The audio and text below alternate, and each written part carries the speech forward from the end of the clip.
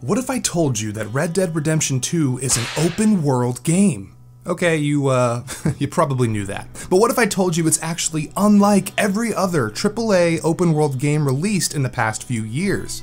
You see, I've been spending some time with these popular games that feature an open world design. I've played through Assassin's Creed Origins and a bit of Odyssey. I replayed a bit of Horizon Zero Dawn. I played through Far Cry 5. And I played through Spider-Man. And all of these games advertise an open world where you are free to explore and experiment. But here's the deal. A lot of these games are similar, like crazy similar. They all sort of follow this open world formula, which I totally blame Ubisoft for, and it goes something like this. Your character reaches a new area in an open world. They complete some sort of task like climbing a tower, or climbing a tall neck, or climbing a radio transmitter, and then the map is updated with new things to do in this area.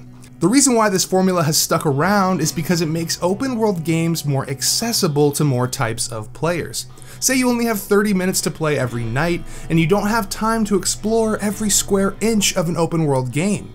You're going to want to get into the game and back to the action as quickly as possible. If you want to see this formula working well, take a look at Insomniac's Spider-Man. You boot the game up, a story mission is then highlighted on your map, and you jump off a roof and boom, you're Spider-Man again.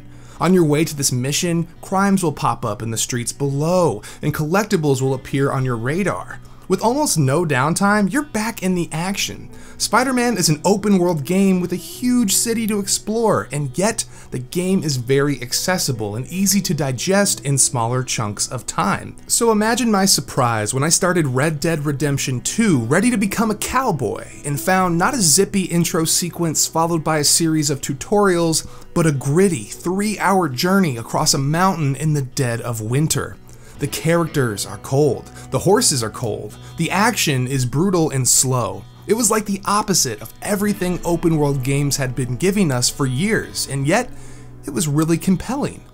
At this point I realized that Rockstar has done this before. Grand Theft Auto V started in a similar way, not in San Andreas, but in North Yankton during a botched heist in the snow. This mission is part tutorial, but it also gives the player none of the freedom that they will experience later in the game. It's almost as if the developers are forcing us to play their game with training wheels before they give us the real thing. Once the intro is over in GTA 5, you're free to drive around sunny San Andreas, play a round of golf, maybe hit the beach.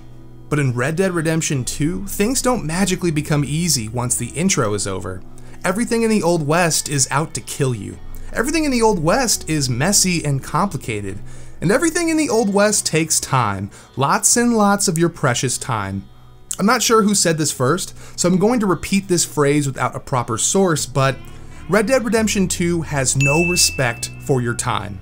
If you're a busy parent and you have limited time to play games, that's too bad. If you're in school and you only have an hour a night to play video games, that's tough.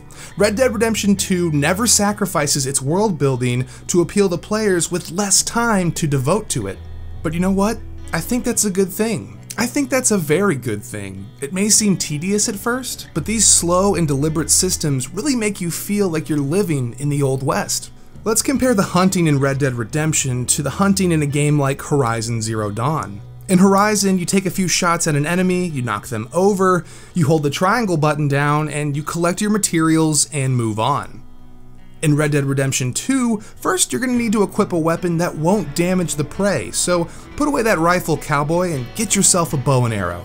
Second, you'll need to track the animal down using real hunting skills, so you'll need to look for tracks in the earth, and if that doesn't work, you're going to need to pick up their scent using Deadeye. When you finally reach your target, take aim, and you better hope you get a clean kill. If not, you will need to get up close and put a photorealistic fuzzy animal out of its misery using your hunting knife. Once the deed is done, you will need to take your kill and strap it to the back of your horse. Once it's good and secure, mount your horse and ride it back to camp. Once there, you will need to get the kill off your horse and skin it. Roll up that valuable animal pelt. And finally, speak with someone in camp who can get some use out of the materials you just worked so hard for. That's hunting. This is just one example of how Red Dead puts world building and depth into systems that other games make mini-games out of. And the entire game adheres to this philosophy. Red Dead gives players no shortcuts. You have to earn everything in this game. And yes, that may end up taking a lot more of our time, but it makes its world feel so much more alive. Look, I love open world games like Spider-Man. I love swinging around New York City and taking out bad guys. But this fictional city never truly feels alive. It feels like my playground, which is great for a superhero game. After all, New York City should feel like a playground to Spider-Man. But for a game like Red Dead to work, it needs to feel real. And the real world is messy and complicated and unfair. To connect with a character like Arthur Morgan living in the Old West, the players need to experience the passage of time in the same way Arthur does, experiencing things like hunger and ambushes and the slow thrill of the hunt. This is what separates Red Dead Redemption 2 from other open world games. It's a game that never holds your hand or gives you anything for free. And to some, this may seem tedious and boring. But for those willing to devote their time to this world, there's something very special waiting for you just on the other side of those mountains.